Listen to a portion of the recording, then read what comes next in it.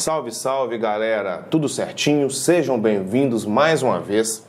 Professor Victor aqui, professor de Direito Penal. Pessoal, vamos trazer aqui para vocês nesse encontro de hoje um tema muito importante nessa caminhada rumo à aprovação. É um tema afeto a parte geral do direito penal, que é a consumação e tentativa, os famosos crimes consumados e crimes tentados.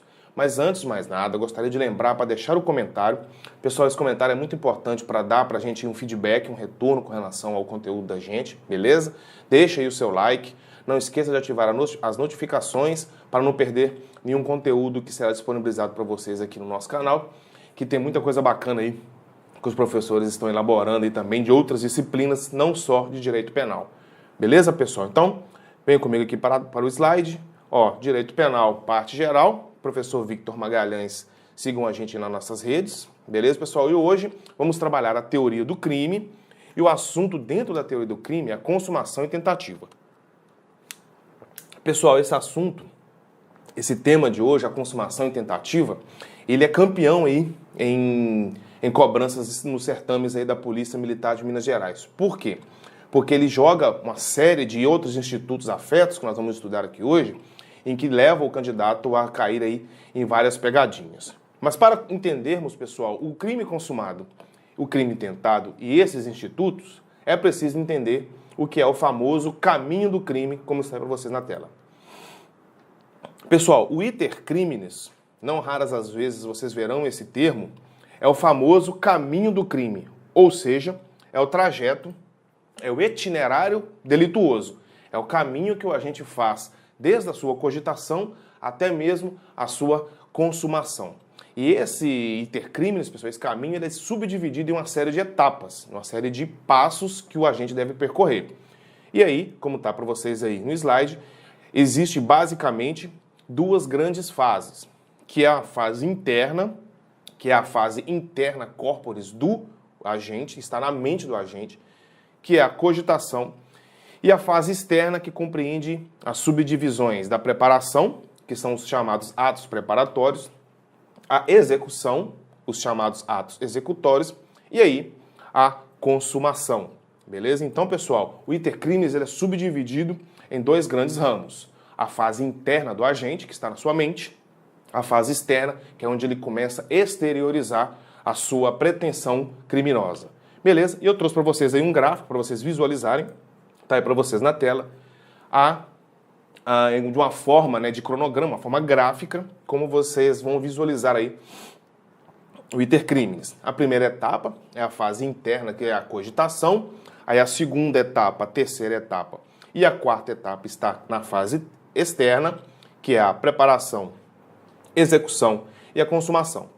Observem que o exaurimento não constitui fase necessária do iter criminis. Pessoal, o exaurimento, que é o famoso crime exaurido, que é aquele que o agente percorre além do iter criminis, ainda vai além, ele não integra aí o caminho delitivo. Ele pode ser utilizado para um agravante de pena ou para ali uma qualificadora, a depender do caso, mas não integra o iter criminis.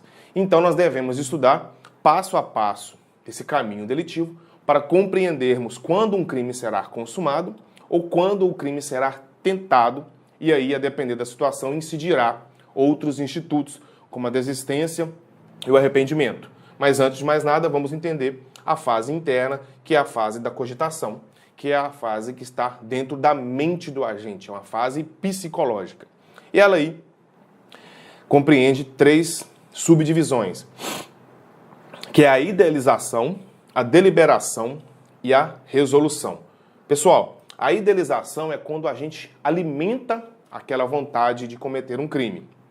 Ao passo que a deliberação, ele pondera os pontos positivos e os pontos negativos de cometer aquele crime. E a resolução é quando, depois dessa avaliação, ele resolve, por isso chama resolução, ele resolve prosseguir naquela empreitada delitiva. E o que eu chamo a atenção para vocês é que, em nenhuma hipótese, o direito penal incidirá sobre o pensamento, de acordo com o princípio da lesividade. Ou seja, o princípio da lesividade traduz a ideia de que o direito penal só irá atuar quando houver lesão ou ameaça de lesão a direito. E o pensamento, ele não lesiona e nem ameaça algum direito. Então, o pensamento, a cogitação, essa fase do iter criminis, ela, em hipótese nenhuma, ela é punida, incidirá ali o direito penal. Beleza, pessoal? E aí, vamos para a segunda etapa, que é a fase externa, é a primeira etapa da fase externa, que é a chamada preparação, e são os atos preparatórios. Pessoal, eu chamo a atenção para vocês o seguinte, em regra, os atos preparatórios eles não serão puníveis, contudo, há duas exceções. Pessoal, quais são as duas exceções à punição dos atos preparatórios? A primeira é quando o ato preparatório ele constitui um crime de conduta. Como que funciona isso? Vou dar um exemplo para vocês. Suponhamos que o agente A, ele deseja ceifar a vida do seu desafeto, que é o sujeito passivo, a pessoa B. Para isso, ele se desloca até um ponto, um local de venda clandestina de arma e adquire uma arma de fogo de maneira irregular, de maneira ilícita. Ele não tem ali autorização para portar essa arma. No meio do caminho, quando ele se dirige para cometer o artigo 121 do Código Penal,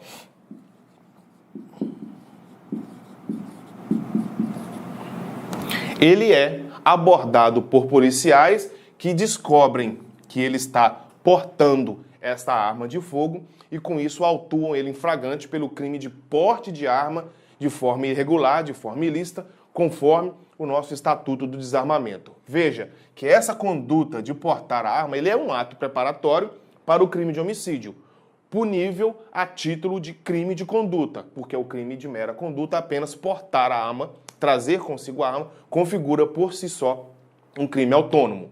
Então, nessa hipótese, como está para vocês aí no número 1, na observação número 1, será punido a título de crime de conduta. E qual que é a outra hipótese de ato preparatório punível de forma autônoma? É quando se tratar de crime obstáculo. O que é o famoso crime obstáculo, pessoal? Aquele crime que a gente deve necessariamente cometer para alcançar outro. Por exemplo, o crime do artigo 288 do Código Penal, e também podemos citar o artigo 35 da nossa Lei de Drogas. Pessoal, aqui são a associação criminosa, a antiga quadrilha ou bando, e aqui a associação para o tráfico, ou seja, as pessoas se associam para posteriormente cometer os crimes de tráfico, por exemplo, ou com o intuito de cometer outros crimes, conforme disposto no artigo 288 do Código Penal. Nessas hipóteses, tratam-se de crimes obstáculo, ou seja, eles devem necessariamente consumar o crime de associação, com a mera associação já consuma o crime do 288 e do artigo 35 da Lei de Drogas, para posteriormente eles cometerem os outros crimes, no caso ali o tráfico ou demais crimes, e é por isso que eu trago para vocês essas duas observações. Então, muita atenção com pegadinha de banca, que adora dizer para vocês que a preparação nunca é punível. E é errado, tá, pessoal? Ela, em regra, não é punível, mas há duas exceções. O crime de conduta e o crime obstáculo. Legal? Execução. Pessoal, o agente, vencido a etapa da cogitação, que é aquela etapa interna, mental do agente, vencidos os atos preparatórios, ele dará início à execução da conduta delitiva. E aí isso se dá com a exteriorização da sua vontade com atos idôneos a cometer o resultado desejado. E aí, pessoal, indago aos senhores, indago às senhoras, quando que se divide, quando que você visualiza ali o divisor de águas entre ato preparatório e ato executório? Vamos esquematizar. O iter criminis em cogitação, preparação, execução e consumação. Legal? Pessoal, a cogitação é a fase interna, nós vimos. A preparação é aquele arcabouço fundamental que a gente vai preparar a execução do crime. Mas aí, a celeuma reside em quando que se dá essa transição de atos preparatórios para atos executórios. A doutrina discutiu por muitos anos essa divisão e prevalece para fins de prova de concurso, é o que eu trago para vocês em um slide, é a aplicação da teoria objetivo-formal, que é a majoritária. Ou seja, o ato preparatório vai transitar para o ato executório a partir do momento em que o agente efetivamente iniciar a prática do núcleo verbo do tipo penal. Suponhamos que aqui seja o artigo 157 do Código Penal, que é o crime de roubo. A partir do momento em que o agente pega uma arma ou algum objeto idôneo a causar ali a grave ameaça à pessoa e inicia o verbo subtração mediante o emprego de violência ou grave ameaça, ele já está transitando entre os atos preparatórios e os atos executórios. Por que isso é importante, pessoal? Porque aqui já podemos punir a título de tentativa, porque nós vimos que a preparação em regra não é punível. Nesse nosso exemplo não há nenhum crime obstáculo e não há ali nenhum crime de conduta, de mera conduta, beleza? Tranquilo? Então é muito importante sabermos isso. Eu trago para vocês mais uma vez aí a nossa teoria objetivo formal, que compreende-se os atos executórios somente a partir do momento em que o agente realiza ou inicia a realização do verbo núcleo do tipo. Então, muito cuidado com pegadinha de prova que gosta de cobrar aí esse conteúdo mais teórico. Tranquilo, pessoal? E aí, vencemos a cogitação, vencemos a preparação, vencemos a execução e vimos aí a teoria objetivo formal que vai velar ali pela essa transição. E aí, consuma-se o crime, chega no final do iter criminis, que é a famosa consumação. E para definir a consumação, o artigo 14 do Código Penal traduz a seguinte ideia, que diz o crime consumado quando nele se reúnem todos os elementos de sua definição legal. Pessoal, o iter criminis foi totalmente percorrido e aí vai se dizer o crime consumado quando preencher todas as elementares, quando o agente preencher todas as suas elementares. Então vamos fazer um exemplo aqui do artigo 121 do Código Penal, que é o famoso crime de homicídio, e vamos mais uma vez esquematizar o iter criminis em cogitação, preparação, execução e consumação. O agente percorreu todo o iter criminis e alcançou a consumação. E aí vem o artigo 14, inciso 1º do Código Penal e diz que quando ele preencher todas as elementares, ele será um crime consumado. O artigo 121 tem o verbo matar,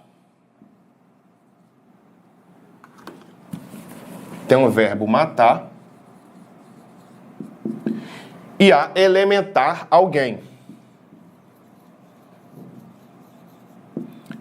Então eu indago a vocês. Quando que o crime do artigo 121, o nosso famoso homicídio, será consumado? Quando o agente percorrer todo o iter criminis e preencher todas as suas elementares. Ou seja, quando ele efetivamente matar, isso nós vamos estudar na parte especial, quando que ocorre a ceifação, né? Quando ele ocorre ali a retirada da vida da vítima, e aí quando ele matar alguém, e que nós vemos aqui que é o objeto material do crime de homicídio. Então, se ele efetivamente matou uma pessoa, ele preencheu os dois requisitos, os dois elementos do tipo penal, e aí o crime estará consumado. Contudo, devemos fazer algumas observações com relação à consumação, pois essas observações são muito exploradas pelos examinadores, principalmente para vocês que estão focados nas carreiras da nossa querida Polícia Militar de Minas Gerais. Beleza, pessoal? A diferenciação entre crimes materiais e formais. Aqui, pessoal, fazer um breve parêntese. Vamos tratar de algumas classificações doutrinárias dos crimes que dizem respeito ao momento consumativo do crime. E por isso é importante vocês saberem, porque a banca explora isso. Beleza? Pessoal, primeira observação. Crimes materiais e crimes formais. O que isso tem a nos dizer com relação à consumação do crime? Pessoal, os crimes materiais, eles vão se consumar no momento do resultado. É o famoso resultado naturalístico. Ou seja, o crime material será consumado no momento em que a conduta delitiva do agente provocar alguma alteração no mundo dos fatos. É o chamado resultado naturalístico.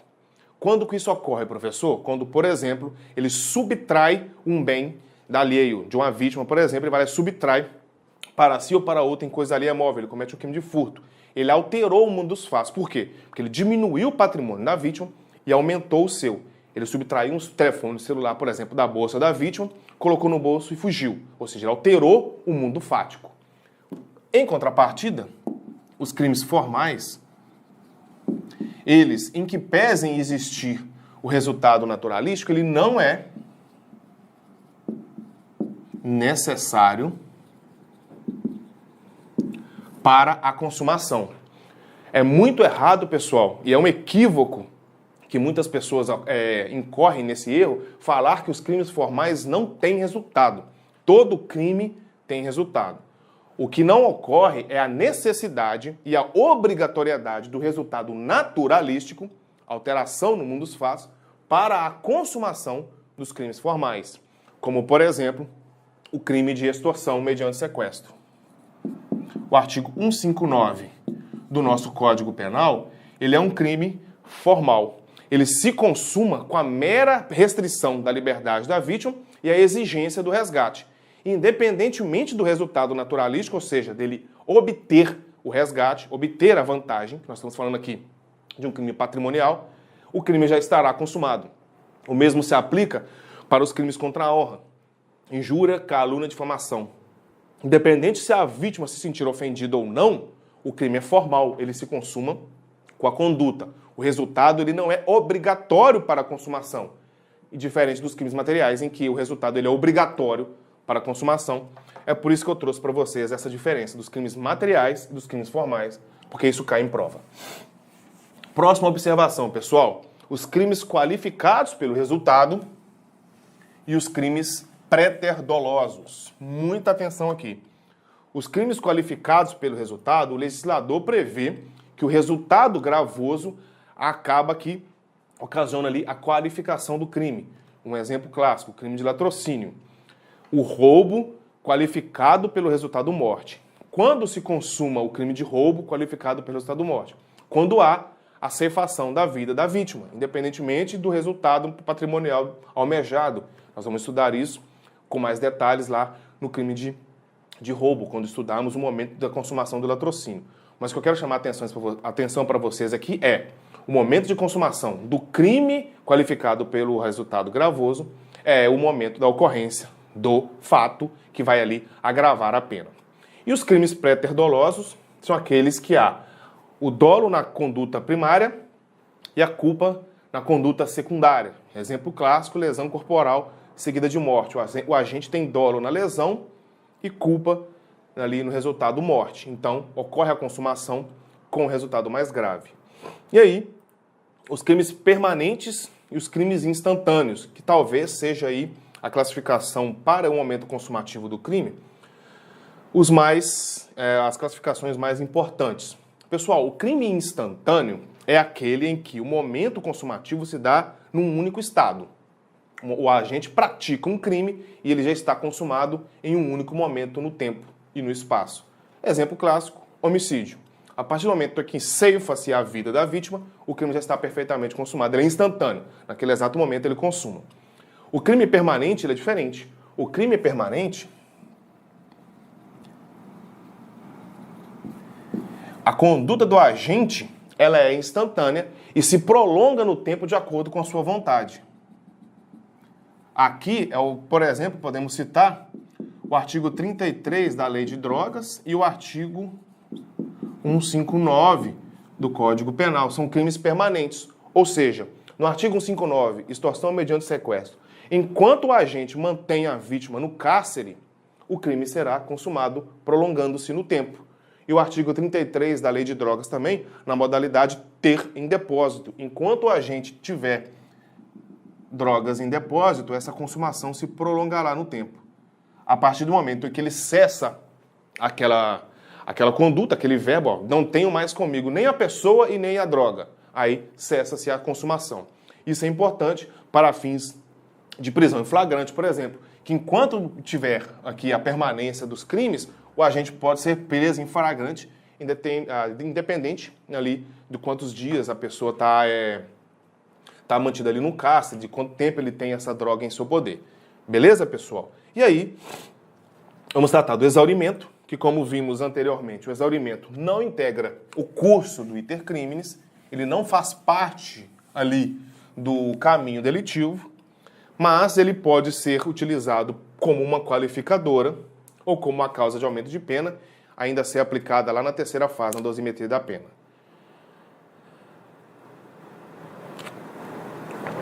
Tranquilo, pessoal?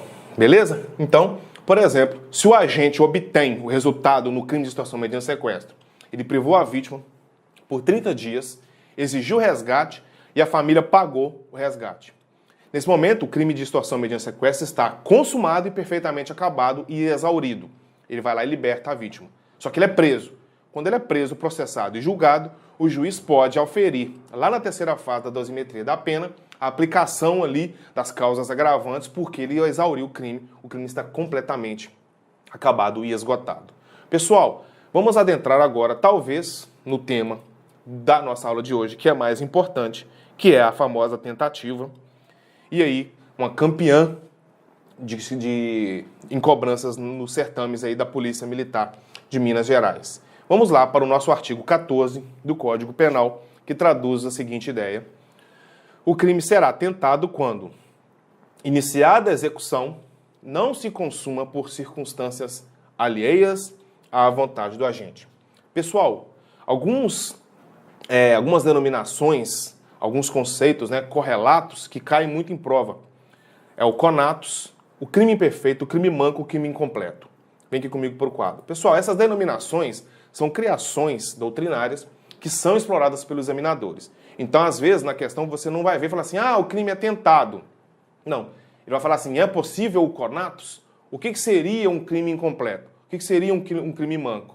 Então, se você não sabe, o candidato desavisado, que não sabe que está se referindo aos mesmos institutos, que é o instituto da tentativa, aí vai acabar errando a prova.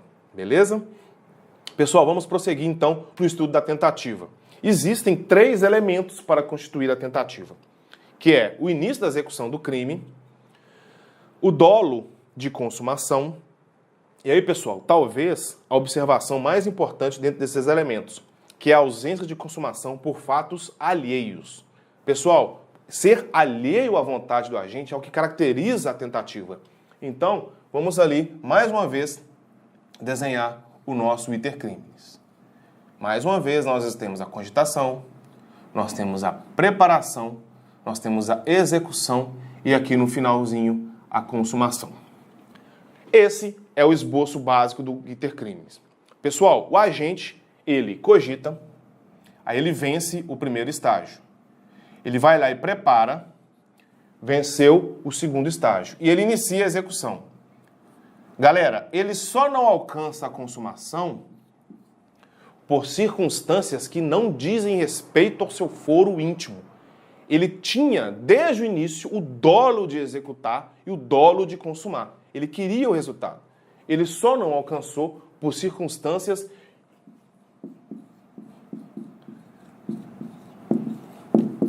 alheias à sua vontade. Anotem, negritem, sublinhem a palavra alheias, porque essas circunstâncias não devem dizer respeito ao foro íntimo do agente. Então, ele inicia a execução do crime, ele tem o dolo de consumar e alguma coisa que não diz respeito à sua vontade o impede de consumar o delito. E é por isso que eu trago para vocês, mais uma vez, essa observação dos elementos. Os elementos do crime da tentativa, melhor dizendo, o início da execução, o dolo de consumar e o impedimento. Ele só não alcança essa consumação por fatos alheios. Por que isso é importante? Porque nós vamos ver que a desistência, por exemplo, é um instituto muito semelhante, mas está ali previsto ali a questão de não ser alheio à vontade dele. Beleza? Pessoal, quais são as espécies de tentativa, só para prosseguirmos aqui com relação a essas classificações, esses conceitos introdutórios. E isso também é cobrado em prova. A tentativa branca ou incruenta, vermelha ou cruenta. Que os nomes bem esquisitos, né, pessoal? Mas não tem segredo. Vamos lá, vamos fazer um desenho. O nosso agente está aqui, ele está com a arma de fogo e ele deseja ceifar a vida do nosso outro coleguinha aqui. Pessoal, a tentativa branca, lembre-se de branco, quadro branco, não há ali, a conduta do agente não atinge, não chega a alcançar materialmente o bem jurídico tutelado. Vamos supor que ele quer ceifar a vida do seu desafeto. Ele tem ali uma série de balas no revólver, ele dispara, mas nenhum desses disparos atinge a pessoa, ou seja, o bem jurídico, corpo e vida não chega sequer a ser tocado. A isso se dá o nome de tentativa branca ou incruenta. Beleza? E qual que é a tentativa vermelha? A tentativa vermelha ou cruenta é quando o agente dispara e alguns dos disparos acerta, por exemplo, o braço, acerta, por exemplo, a perna, acerta, por exemplo, o pescoço da vítima. Ele dispara 10 vezes, 4 desses disparos acertam e acabam ferindo a vítima. Ou seja, o bem jurídico foi tocado, foi ferido. Uma forma de decorar é: a tentativa branca não há mancha de sangue, por assim dizer. Esse exemplo é muito usado no homicídio. A tentativa vermelha há a mancha de sangue. O sangue é vermelho, tentativa vermelha. Beleza? E aí, as outras duas classificações, a tentativa perfeita e a tentativa imperfeita. Pessoal, a tentativa imperfeita é quando o agente não utiliza todos os meios necessários para a consumação do crime. Ao passo que a tentativa perfeita é quando ele exaure todos ali os seus artifícios. Vamos dar mais um exemplo aqui com o crime de homicídio. Os nossos dois coleguinhas estão aqui. Esse sujeito quer disparar contra a vida da vítima e ainda tem uma faca. Ele ainda tem uma faca aqui e ainda tem um pedaço de pau. Ele tem esses 3 artifícios para tentar ceifar a vida da vítima. Ele dispara todos os projéteis e erra. Ele joga a faca e erra. Ele joga o pau e erra. Ele não consegue, ele usa tudo que tinha na mão para poder tentar matar a vítima e ainda assim ele é impedido, não alcança o resultado. Essa tentativa é chamada de tentativa perfeita. Por quê? Porque todos os meios disponíveis para a consumação do crime foram perfeitamente utilizados. Ao passo em que a tentativa imperfeita ele utilizaria apenas um desses e algumas circunstâncias alheias à vontade dele impediria de alcançar o resultado. Tranquilos, pessoal? Vamos entender então qual que é a natureza jurídica do Instituto da Tentativa. A tentativa, pessoal, é uma norma de extensão. O que é isso, professor? Se vocês procurarem salvo os crimes de atentado, existem alguns crimes na legislação especial em que é o chamado crime de atentado, ou seja, a tentativa é punida de forma autônoma. O que não é o caso do nosso instituto aqui do Código Penal, parte geral. Ou seja, ele é uma norma de extensão. Então, vocês nunca vão ver lá, por exemplo, no artigo 121, que é o nosso homicídio, se vocês lerem o dispositivo, vocês não vão ver lá, tentar matar alguém, pena de tanto a tanto. O que existe é uma causa de diminuição de pena de 1/3 a 2/3 previsto no artigo 14, quando o crime será tentado. Por isso que é uma norma de extensão.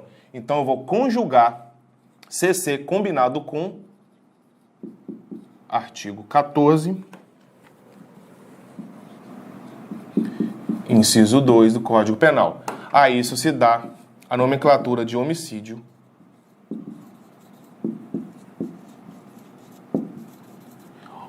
tentado. Legal, pessoal? E o critério de diminuição é de 1/3 a 2/3. Mas como que o juiz, no caso concreto, vai definir se a diminuição é de 1/3 ou se a diminuição é de 2/3? Nós sabemos que a diminuição de 1/3, na verdade, seria a maior diminuição, 2/3, né? E aqui 1/3. Como que se dará aqui a diminuição de 1/3 a 2/3? Nós estamos aqui analisando o inverso, tá, pessoal? Pessoal, Quanto mais próximo da consumação do crime, menor será a diminuição dele. Então, a consumação do crime está aqui, ó. A consumação do crime está aqui e aqui a cogitação, certo? Então, ó, quanto mais próximo da consumação do crime, menor será a diminuição. Quanto mais distante da consumação do crime, maior será a diminuição. É isso que eu trouxe para vocês aí. Qual o critério? 1/3 ou 2/3? Depende.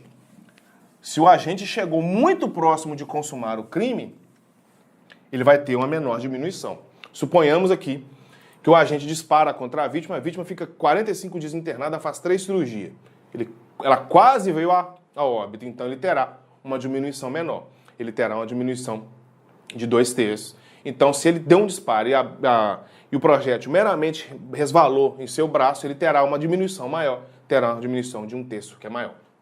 Beleza, pessoal? Então, vamos prosseguir. Vamos prosperar. Vamos verificar agora quais são as hipóteses de inadmissibilidade da tentativa.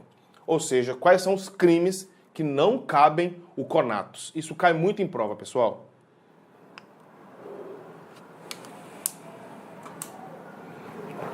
Os crimes culposos e os crimes pré-dolosos não tem muito segredo. Por quê? Nos crimes culposos e nos crimes pré-dolosos, a culpa está presente. E se a culpa está presente, a culpa afasta a tentativa. Porque nós vimos que os elementos da tentativa é o dolo. Então, nos crimes culposos e nos crimes pré-dolosos, afasta-se a tentativa em virtude da presença da culpa e ausência de dolo. É o clássico, eu não tenho como tentar aquilo que eu não quero, porque no crime culposo o resultado não é pretendido pelo agente. E no crime pré-doloso, ele não quer o resultado gravoso, ele tem dolo na conduta antecedente, beleza? Nas contravenções penais não cabe a tentativa por previsão legal. Nos crimes unissubsistentes, que são aqueles que existem com um único ato, ou seja, os crimes unissubsistentes, o iter criminis não é assim. O iter criminis é assim. Ou seja, ele existe com um único ato. Então aqui está todos os atos do iter criminis. Cogitação, preparação, execução e consumação em apenas um único ato. E não tem como você fazer aqui a tentativa por não ser possível fracionar o iter criminis em seus atos. Qual que é o exemplo aqui, professor? Um crime contra a honra na modalidade verbal. Ele está em todos os atos do iter criminis concentrados em um único. Ou seja, eu penso, executo e consumo o crime com um único ato. Ou eu falo e o crime está consumado, ou eu me calo e é uma indiferente penal. Então é por isso que os crimes unissubsistentes não cabem à tentativa. E como eu disse anteriormente para vocês, o crime já tentado não cabe tentativa porque a tentativa é punível a título autônomo. Legal, pessoal? Então existe ali, por exemplo, na lei antiterrorismo, os crimes já tentado, ou seja, tentar atos de terrorismo já é punível por si só. Então não existe tentativa da tentativa. Legal? Pessoal, dentro dos institutos correlatos à consumação e tentativa, temos que verificar aqui algumas características desses institutos correlatos que fazem com que aí os candidatos, os alunos, derrapem nas questões. O primeiro deles é a desistência voluntária, o arrependimento eficaz. Pessoal, artigo 15 do Código Penal. O agente que voluntariamente desiste de prosseguir na execução do crime ou impede que o resultado se produza, só responde pelos atos já praticados. Aí eu chamo a atenção para vocês que é diferente da tentativa. Por quê, pessoal? Nós vimos na tentativa, tem que ser circunstâncias alheias à vontade do agente. Aqui, no arrependimento e na desistência, não. No arrependimento eficaz, na desistência voluntária, é parte do agente, independentemente dos motivos. E por isso eu trago para vocês aí os requisitos. Ó. A voluntariedade pode ser espontâneo ou não, ou seja, independentemente se o agente quis sozinho ou provocado, e tem que ser eficaz. Aí eu chamo a atenção mais uma vez, os motivos são irrelevantes. Por que é diferente da tentativa? Porque na tentativa são circunstâncias alheias. Ou ele é preso antes, ou alguma pessoa o impede, ou ele é imobilizado, por exemplo, por um segurança. Ele só não vai consumar o crime porque algo alheio à vontade dele impediu. Aqui na desistência, no arrependimento, não. Na desistência voluntária, no arrependimento eficaz, parte dele. Por exemplo, a gente está tentando matar uma pessoa. Nesse momento, a mãe da vítima aparece e fala: nossa, pelo amor de Deus, não mata meu filho, não, é o único filho que eu tenho. O cara para. Ele para voluntariamente. Ali nem foi espontâneo porque alguém provocou, mas aqui é irrelevante. Mas ele para de consumar, de prosseguir nos atos e não consuma o crime. E quais que são os efeitos? Ó, trago para vocês aqui na tela. O agente só responde pelos atos já praticados. Se ele estava tentando matar uma pessoa, ele responde apenas pela tentativa. Se ele causou ali lesões corporais, apenas as lesões corporais. Ele não responde pelo crime consumado. Mas eu chamo a atenção para vocês aqui que deve ser eficaz. Porque se ele não conseguir impedir o resultado, a consumação do crime, ele responde pelo crime consumado. Legal, pessoal? E aí, não se aplica a crimes culposos pelo mesmo motivo que não se aplica a tentativa. Não tem como você desistir daquilo que você não quer. Beleza, pessoal? Vamos prosperar. Arrependimento posterior. Pessoal, não confundam desistência voluntária, arrependimento eficaz com arrependimento posterior. Por quê? Porque na desistência voluntária, no arrependimento eficaz, é antes da consumação do crime. Não pode estar consumado o crime. Aqui no arrependimento posterior, é depois da consumação do crime. Ou seja, há que ter todo o intercrimes preenchido e assim o crime estará consumado para aplicarmos aqui o arrependimento posterior. Então, mais uma vez repetindo, na desistência voluntária e no arrependimento eficaz, é antes da consumação do crime. O agente desiste de prosseguir na conduta delitiva ou se arrepende e impede a consumação. Veja que é antes da consumação. No arrependimento posterior é a posteriori, ou seja, depois da consumação do crime, como o próprio nome do Instituto já diz. Está no artigo 16 do Código Penal. Os crimes cometidos sem violência ou grave ameaça à pessoa, reparado o dano ou restituída a coisa, até o recebimento da denúncia ou da queixa, por ato voluntário do agente, a pena será reduzida de 1 a 2/3. Professor, não entendi. Com a descrição dos requisitos, vocês irão compreender. Primeiro requisito deles, tem que ser um crime sem violência ou grave ameaça. Pessoal, roubo não se aplica a arrependimento posterior. Ah, mas por quê? Porque tem violência ou grave ameaça. Constrangimento legal, a própria ameaça, alguns crimes em que suas elementares prevêem a violência ou grave ameaça, não se aplica ao arrependimento posterior, porque é requisito necessário. Extorsão mediante sequestro e por aí vai. E aí tem que ser reparado o dano ou restituída a coisa. Aqui esse instituto é muito visualizado nos crimes patrimoniais, principalmente no furto, né, pessoal? Que tem ali muito facilmente você consegue reparar o dano, restituir a coisa. E essa reparação do dano tem que ser pessoal, voluntária e integral. Ou seja, não adianta reparar o dano pela metade. E não adianta você pedir outra pessoa para reparar o dano. Suponhamos que você comete um crime de furto e quem repara o dano é a sua esposa. Você não vai ter essa benesse aqui porque você pessoalmente tem que reparar o dano. Porque é requisito necessário ser pessoal, tem que partir da vontade do agente, aí vale a observação, independente se provocado ou não, de ser integral. Então você tem que reparar tudo. E aí há um critério temporal que é aí o recebimento da denúncia ou queixa. Para explicar esse critério temporal, vou abrir um parênteses para pegar ali um pouquinho de processo penal. Pessoal, o processo penal, a persecução criminal, ela se dá em 3 grandes momentos distintos, 3 grandes hemisférios. Nós temos a fase do inquérito policial, que é a famosa investigação preliminar. Nós temos a fase processual, que é a ação penal. E depois nós temos a execução. Se for o caso, o agente será condenado e aí iniciará a execução de pena. Pessoal, para poder ser possível a aplicação do arrependimento posterior, tem que ser até o recebimento da denúncia ou queixa, haver ali a restituição da coisa ou reparação do dano. Ou seja, concluído o inquérito policial, a ação penal ela inicia com recebimento da denúncia ou queixa, que são as peças acusatórias, ou seja, na ação penal privada e na ação penal pública incondicionada. Então, até o início do processo, com o recebimento da denúncia. o Ministério Público pega o inquérito policial e oferece a denúncia. Até o juiz receber a denúncia, fala assim, ó, a denúncia preenche todos os requisitos, recebo, e assina, é possível aplicar aqui esse instituto. Então é por isso que eu trouxe para vocês o critério temporal, que é até o recebimento da denúncia, ou seja, uma vez recebida a denúncia não cabe mais arrependimento posterior. Legal? E quais são os critérios de diminuição?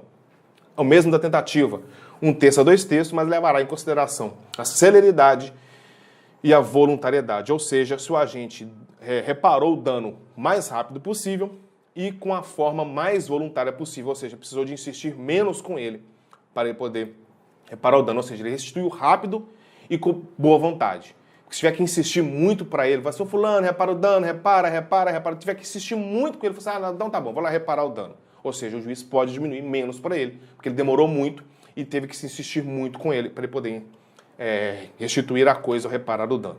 E aí, pessoal, vamos adentrar no nosso último instituto correlato para finalizarmos o tema de hoje. Teve muito conteúdo bacana para vocês aí, que é o famoso crime impossível. Pessoal, artigo 17.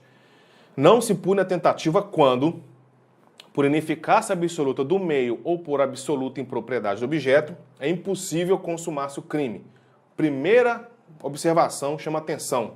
Se a ineficácia é relativa, pune-se a tentativa. Legal, pessoal? Como que funciona isso? O meio empregado ou o objeto visado, eles são absolutamente incapazes de provocar a consumação do crime. Nós vamos ver aqui com mais detalhes. Ou seja, se for relativamente, pune-se a tentativa. Legal? Então, eu chamo a atenção para vocês que essa súmula do STJ é muito cobrada em prova e é uma súmula relativamente recente, que diz o seguinte: sistema de vigilância realizado por monitoramento eletrônico ou por existência de segurança no interior do estabelecimento comercial, por si só, não torna impossível a configuração do crime de furto. Aqui, a súmula, pessoal, diz respeito, né, ao crime impossível, em duas circunstâncias. Aqueles estabelecimentos que têm câmera de vigilância e tem segurança, que faz a ronda ali dentro do estabelecimento, supermercados grandes, esses atacadistas, etc. Essa existência, por si só, não torna o crime impossível. Não se deixa de punir a tentativa, porque ali o meio empregado, ou às vezes até mesmo ali a ineficácia do objeto, né, não torna o crime impossível. Por quê? Porque tem que ter outros fatores de prova conjuntamente para ali descaracterizar o crime de furto pelo crime impossível. E aí, quais são as espécies? Tá aí para vocês. É a absoluta ineficácia do meio ou absoluta impropriedade do objeto. Exemplo clássico de prova, pessoal. O agente tenta matar a vítima com uma arma que é tão antiga que ela está completamente inapta a efetuar disparo. Aquelas armas de colecionador muito antigas, que ela não iria disparar nunca. Crime impossível por absoluta ineficácia do meio. Ou o clássico exemplo também que você tenta matar uma pessoa que já está morta. Suponhamos que uma pessoa quer matar seu desafeto, encontra ela dormindo ali na cama de um hotel, na cama de uma visita, alguma coisa desse sentido. Ele dispara contra a vítima e depois a perícia constatou que ela já estava morta. Ela deu um infarto dormindo e morreu. E o cara disparou contra uma pessoa que já estava morta.